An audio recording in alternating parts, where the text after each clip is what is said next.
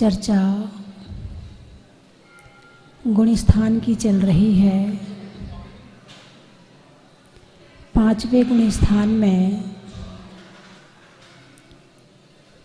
12 व्रतों की बात आई है। 5 अणुव्रत, 3 गुणव्रत और 4 शिक्षा व्रत। गुणव्रत 3, दिग्व्रत, देशव्रत और अनर्थदंड व्रत। अनर्थदंड व्रत के 5 भेद हैं। कितने? 5। पापोपदेश, हिंसादान, दुष्कृति, अपध्यान और प्रमाचर्या। अणुव्रतों के माध्यम से अहिंसा धर्म का पालन करवाया, सत्य, आचौर्य, ब्रह्मचर्य और परिग्रह से दूर रहने की शिक्षा दी। जितना ज़रूरत है उतना रखो, उससे ज़्यादा रखने की ज़रूरत नहीं है। 4 शिक्षा व्रतों में भी सामायिक करवाई, अतिथि समविभाग की बात बताई, भोगोपभोग परिमाण की बात बताई। अब आया अनर्थदंड व्रत। ये सबसे ज़्यादा महत्वपूर्ण है। यदि अनर्थदंड त्याग व्रत, अनर्थदंड व्रत नहीं, अनर्थदंड त्याग व्रत। अनर्थदंड व्रत तो गड़बड़ हो जाएगा मामला। अनर्थदंड को व्रत मान लेंगे तो गड़बड़ हो जाएगा। अनर्थदंड त्याग व्रत। अब ये अनर्थदंड होता क्या है?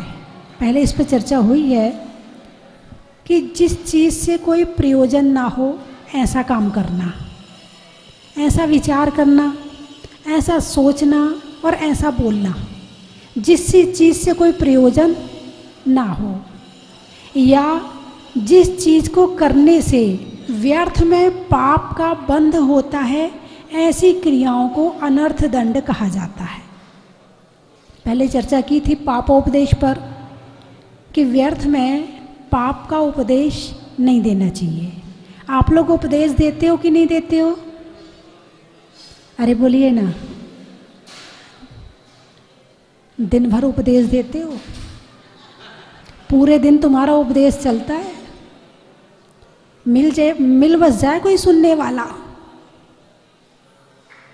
तुरंत शुरू हो जाते हो। कोई जरा सी अपनी दुखड़ा बता तो दे, ए मेरी 2 लड़कियां हैं, अब तीसरा भी होने वाला है मेरी बहू को। तुम्हारा उपदेश शुरू, ऐसा करो सोनोग्राफी करवा लो। क्या कहोगे? ऐसा करो सोनोग्राफी करवा लो।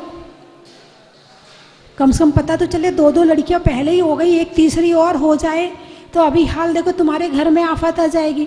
सारे लोग कहेंगे तुम्हारा लड़का नहीं हुआ, लड़की हुई, कितना नीचा देखना पड़ेगा।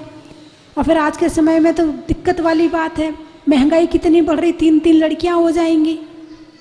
तुम्हारा प्रवचन शुरू। बोलिए करते कि नहीं करते? उसने सोनोग्राफी करवा ली, अब तुम्हारा अगला उपदेश होगा। बाई चांस लड़की आ गई, अब क्या करोगे तुम? क्या उपदेश दोगे? बोलिए हाँ या नहीं। उपदेश तुम्हारा चलेगा कि नहीं चलेगा? चलेगा, तुम रह नहीं सकते।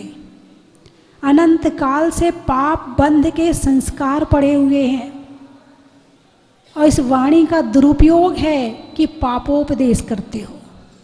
और तुमने क्या किया? उसकी लड़की को मरवाने का ठेका ले लिया और तुमने उसे उपदेश दे दिया और उसने मरवा ली। कोई नहीं, तुम्हें कुछ लेना नहीं, कुछ देना नहीं, तुम्हें पालना नहीं, तुम्हें पोसना नहीं, तुम्हें कुछ नहीं करना।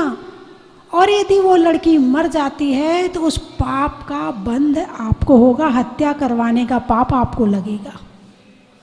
लगेगा कि नहीं लगेगा? ये पापोपदेश हुआ। किसी के यहाँ खेती बाड़ी हो रही है, ए ये वाला बीज डाल दे, ए ऐसे खेती करवा ले, ए ऐसे करवा ले। तुम्हारी खेती नहीं, तुम्हारा खेत नहीं, तुम्हें उसमें से कुछ मिलना नहीं, लेकिन तुम्हारा प्रवचन शुरू हो जाता, तुम्हारा उपदेश शुरू हो जाता, ऐसा कर ले, ऐसा कर ले।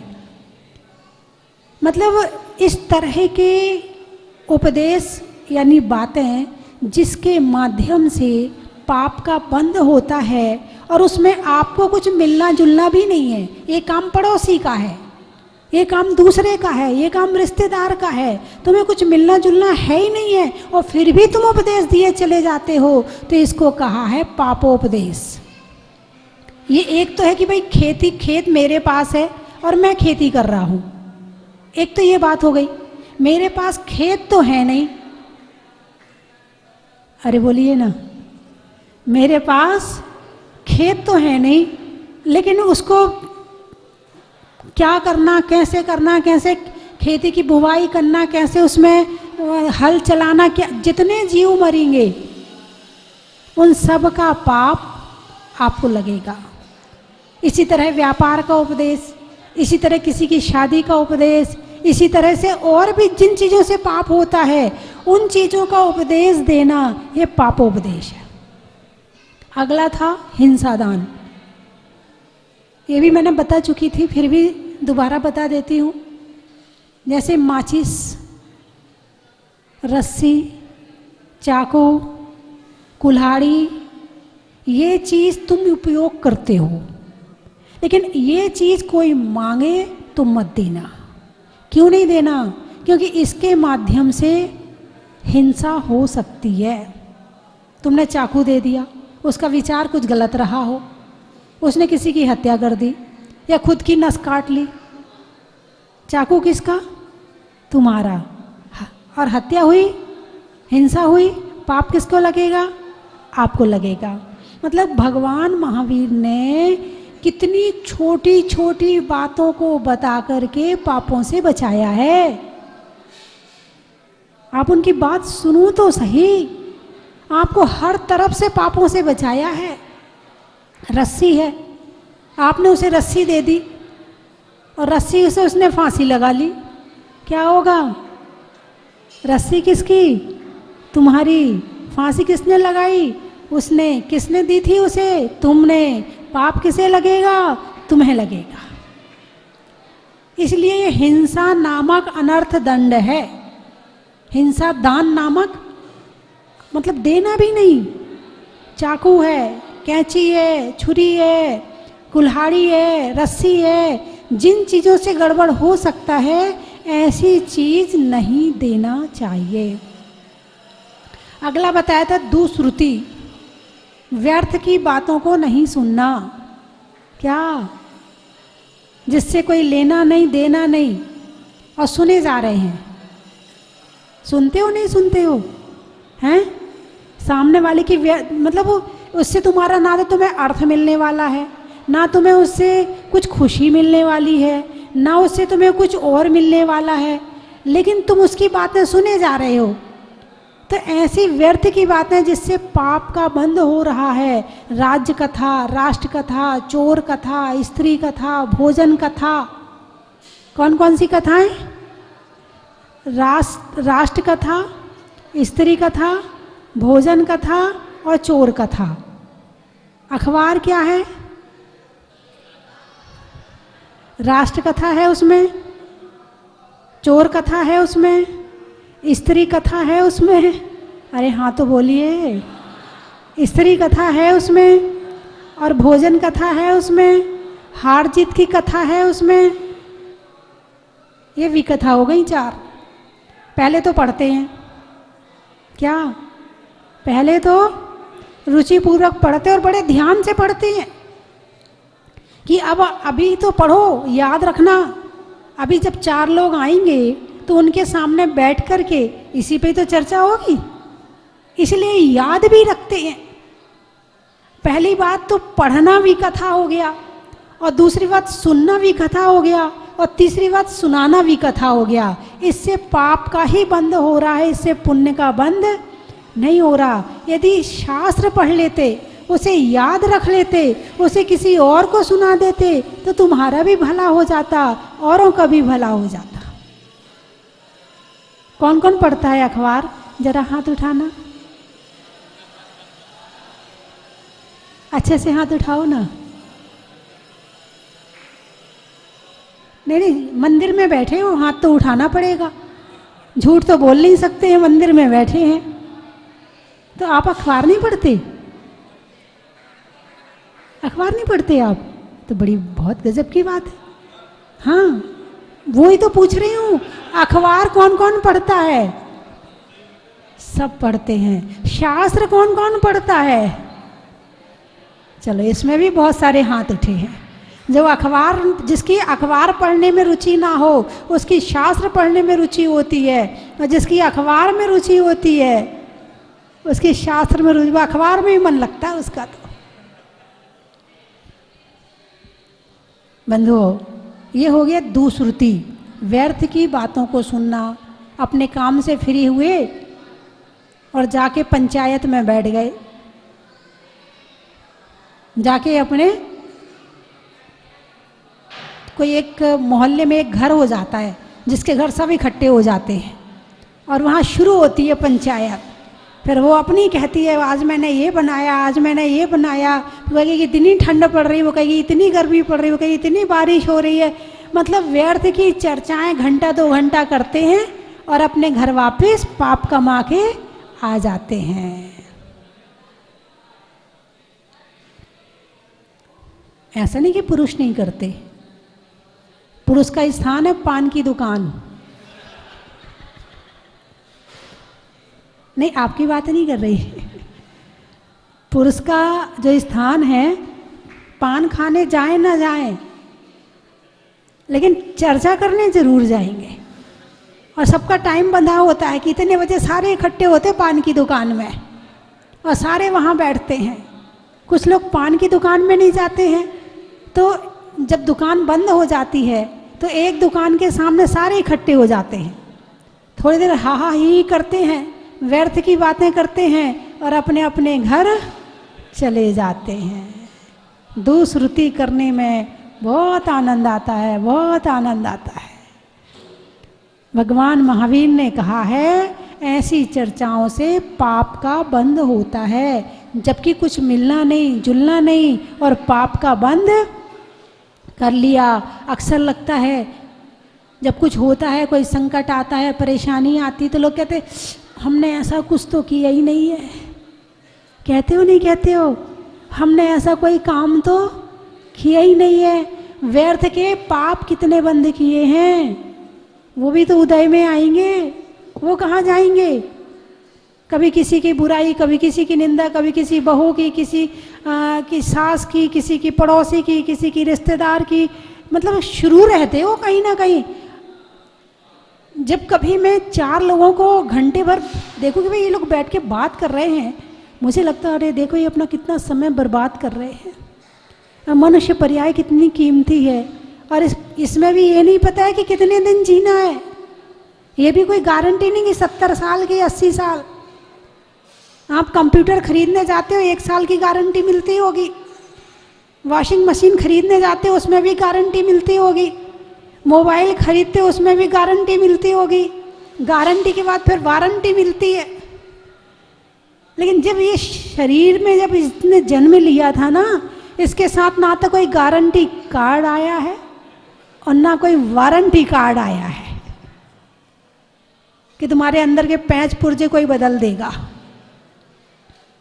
ना गारंटी कार्ड है, ना वारंटी कार्ड है। जब समय आ जाएगा तब जाना पड़ेगा, चाहे बचपन हो, चाहे जवानी हो, चाहे बुढ़ापा हो। जितनी आयु लेकर आए हैं उसके बाद जाना पड़ेगा। उसके बाद इतने निश्चिंत होके जी रहे हैं।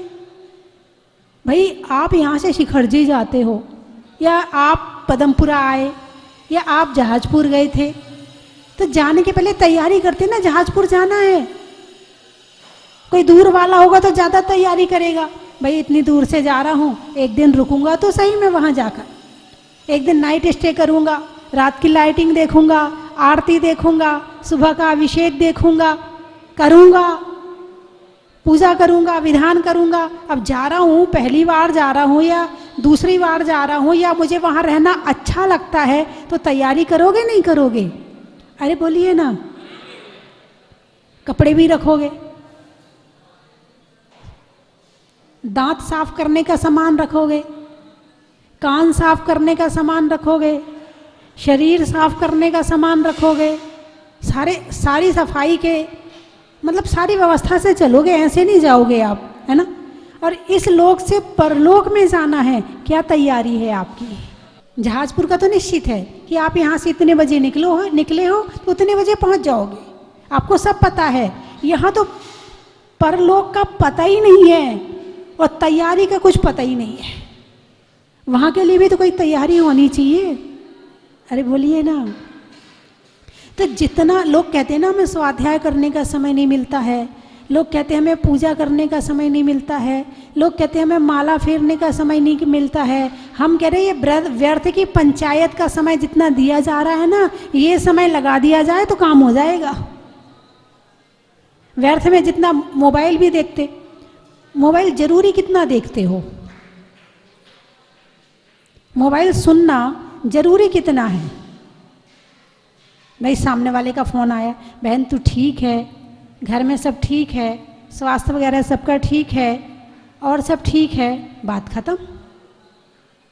बोलिए, यदि आपको किसी से बात करनी है तो आपने उसके समाचार पूछ लिए और उसने आपको समाचार बता दिए, उसने आपसे पूछ लिए, आपने उसको बता दिए। बाई चांस कुछ थोड़ा बहुत गड़बड़ होगा तो थोड़ा बहुत बता दिया, लेकिन मोबाइल में बात करने में घंटों निकल जाते हैं आपके, और ऐसा और ऐसा और उसका वैसा और उसका वैसा और उसका ऐसा, पता नहीं मतलब। और कई महिलाएं तो बात को शुरू करने के बाद ऐसे फंसाती हैं, मतलब उनकी एक के बाद बात शुरू होती रहती है। जैसे रात को कई बार वैयावृत्ति होती है, हमारा तो मौन है, ये शुरू हो जाती हैं।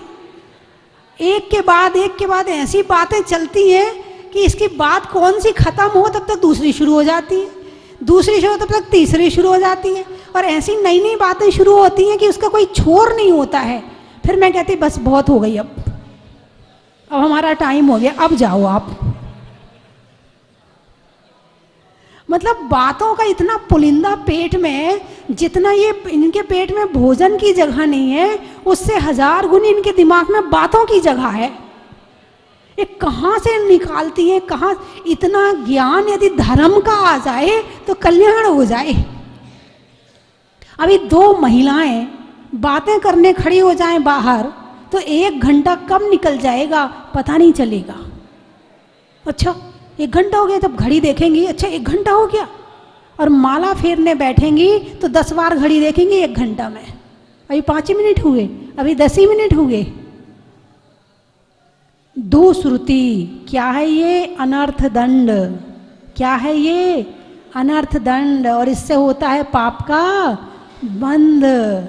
अभी पुरुष में ऐसे नहीं महिलाओं की बात कर रही हूँ, अभी पुरुष भी बैठ जाए तो इनकी भी कहाँ कहाँ की बातें निकलती रहती हैं, पता नहीं चलता है, घंटों निकाल दें ये।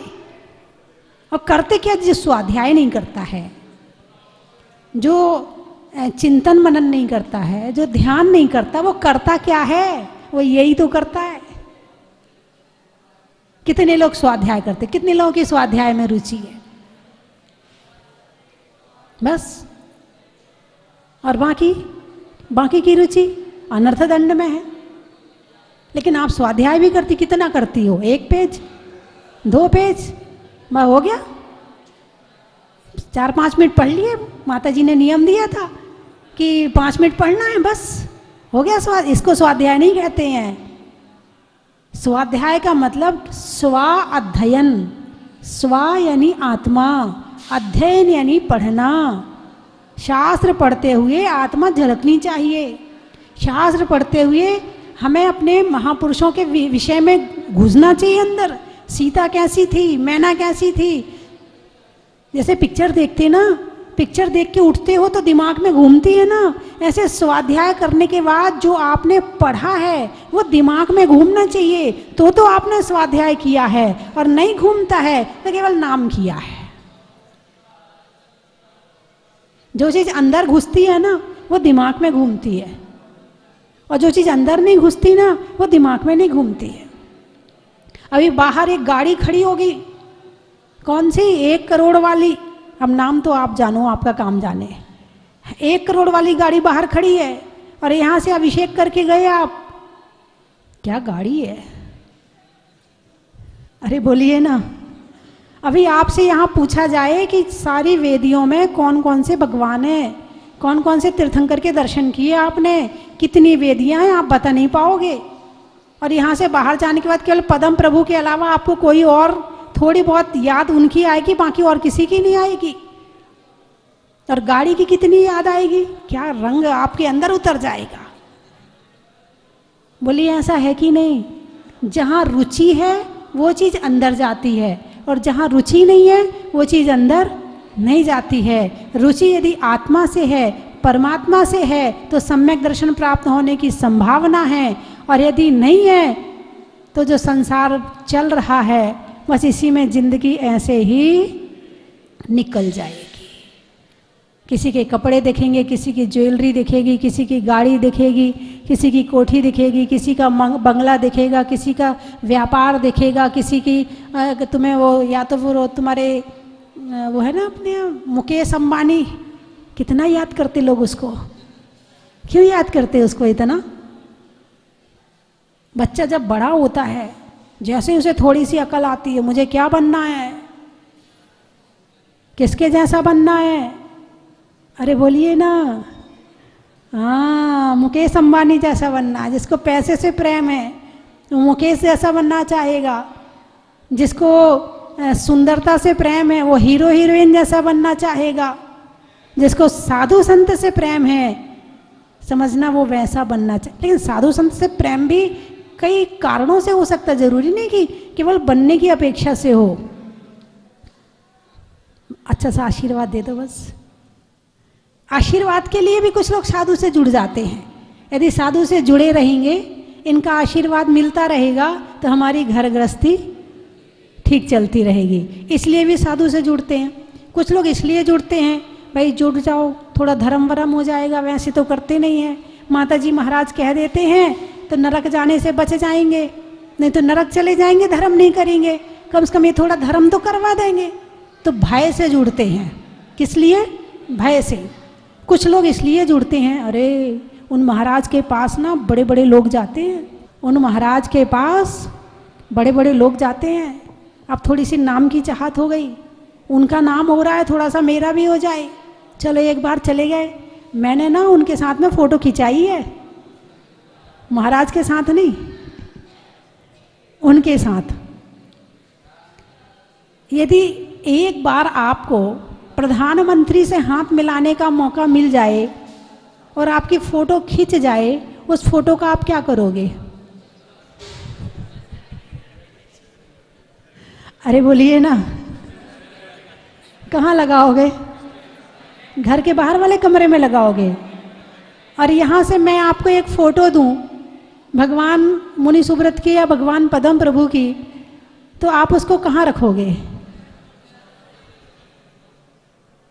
कोई देख ना ले और मुझे ना दिख जाए ये भगवान, इसलिए ऐसे कमरे में रखोगे जहाँ तुम कभी कभी जाते हो, जहाँ जब तुम्हें परेशानी आती है तब जाते हो। और प्रधानमंत्री की फ़ोटो कहाँ लगाओगे? घर के बाहर वाले कमरे में। और जितने लोग आएंगे ना भाई साहब,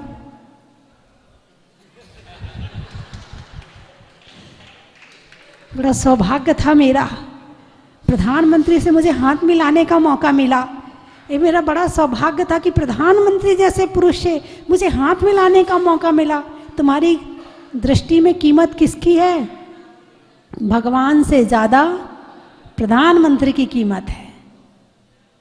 तुम उन जहाजपुर वाले मुनिश्वरनाथ भगवान की फ़ोटो अपने बाहर वाले कमरे में लगाओ और फिर कहो देखो ये मुनिश्वरनाथ भगवान है, ये ज़मीन से निकले हैं, उनका परिचय करवाओ, उनके गुणगान करो। लेकिन तुम्हें उनसे ज़्यादा प्रधानमंत्री में कीमत नज़र आ रही है, क्वालिटी नज़र आ रही है। तुम्हें तीन लोग के नाथ में क्वालिटी नज़र नहीं आ रही है। चलिए मैं तीन चीज़ें बोलूँगी, आपको कहना बड़ा ही महत्व है। नहीं होने में बच्चों के उदंड का, पापों के खंड खंड का, और छोड़ने में अनर्थ दंड का बड़ा ही महत्व है। लिखने में खत का मकान की छत का, और लेने में गुण व्रत का बड़ा ही महत्व है। हिंदी में मात्रा का, स्कूल में छात्रा का, और आपकी तीर्थ यात्रा का। बड़ा ही महत्व है। आत्मा में एक का, मनुष्य में नेक का, करने में भगवान के अभिषेक का। बड़ा ही महत्व है। अब आप लोग कहाँ कहाँ से आए वहाँ का नाम बताइए। लावा, मिठाइयों में मावा का, शादी के सावा का, और आने वालों में लावा का। जलेसर, भक्त के लिए ईश्वर का, जगत के जगदीश्वर का, और आने वालों में जलेसर का। बड़ा ही महत्व है। चढ़ाने में गोला का, तौलने में तोला का, और आने वालों में पारसोला का। सामान रखने के लिए बोरा का, होली में होरा का, और आने वालों में सढोरा का। बड़ा ही महत्व है। गाने में सुर का, नृत्य में नूपुर का, आने वालों में जबलपुर और जयपुर का। बड़ा ही महत्व है। भोजन में बड़ी का, बूढ़ों में छड़ी का, और आने वालों में केकड़ी का। बड़ा ही महत्व है। भीमपुर, पशुओं में खुर का, गाने में सुर का, और आने वालों में भीमपुर का। बड़ा ही महत्व है। फिरोजाबाद, देने में दांत का, होने में आवाज का, और आने वालों में फिरोजाबाद का। बड़ा ही महत्व है। खांदू कॉलोनी, रिश्तों में नानी का, पीने में पानी का, और आने वालों में खांदू कॉलोनी का। बड़ा ही महत्व है। लोहारिया, राम की सिया का, सावन में बिया का, और आने वालों में लोहारिया का। बड़ा ही महत्व है। डिग्गी, शादी की बग्गी का, डेरी में जग्गी का, और आने वालों में डिग्गी का। बड़ा ही महत्व है। रानोली, अच्छा, बोलने में मीठी बोली का, शिखर जी में डोली का, पर्वों में होली का, रजाई में खोली का, और आने वालों में रानोली का। बड़ा ही महत्व है।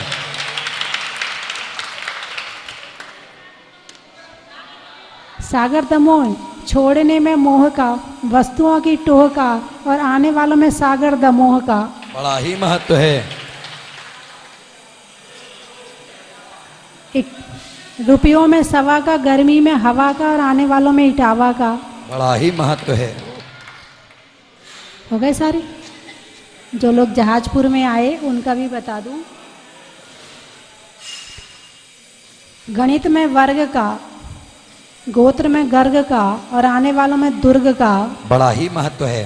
करुणा के सागर है, भक्तों के किना सहारा है। करुणा के सागर है, भक्तों के सहारा है। मुनि सुव्रत नाथ मेरे, भव सिंधु किनारा है। करुणा के सागर है, बासल्य के आंगन में भक्तों को बिठाया है। उपदेश सुना उनको, सतपथ दिखलाया है। हो दया के सागर तुम, अंजना को तारा है। मुनि सोव्रत नाथ मेरे, भव सिंधु किनारा है।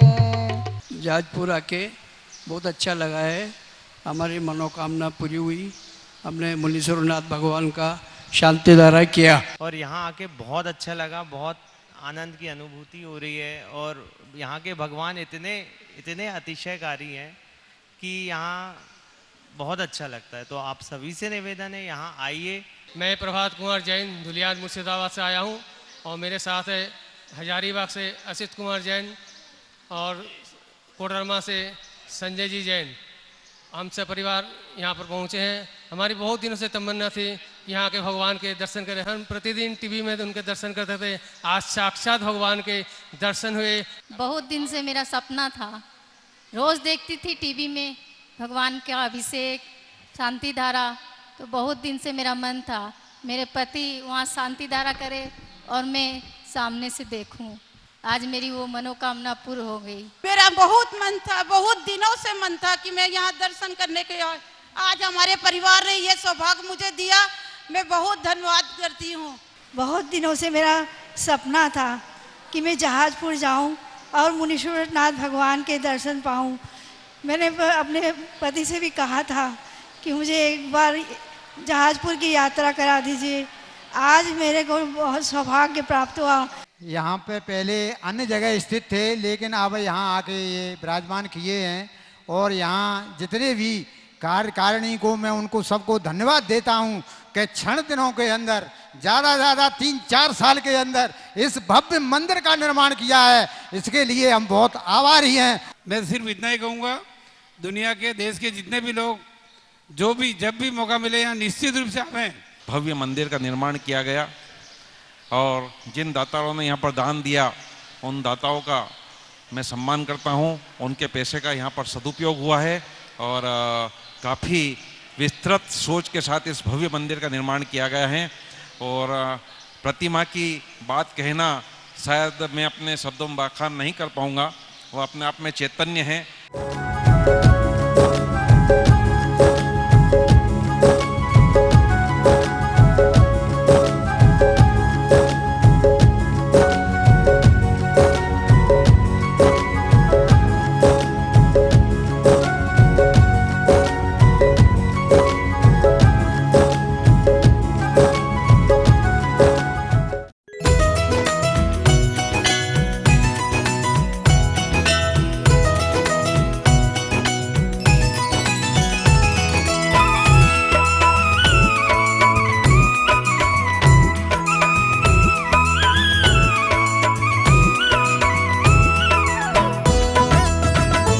श्री 105 स्वस्ति भूषण माता जी, जिन्होंने मात्र 20 वर्ष में 100 से भी अधिक किताबें लिखकर जैन समाज को अनूठा योगदान दिया है। बड़े बड़े विधान जैसे कल्पद्रुम महामंडल विधान, सिद्ध चक्र महामंडल विधान, इंद्रध्वज महामंडल विधान एवं विशेष जिनपद, पूजांजलि आदि महत्वपूर्ण साहित्य बहुत ही सरस, सरल व सुबोध शैली में लिखे हैं, जिसमें गद्य एवं पद्य साहित्य भी समाहित है। इन महान साहित्यों को पढ़कर आप भी अपने ज्ञान का विकास कर सकते हैं। साहित्य प्राप्त करने हेतु आज ही संपर्क करें। संपर्क सूत्र 7906062500 98683456768।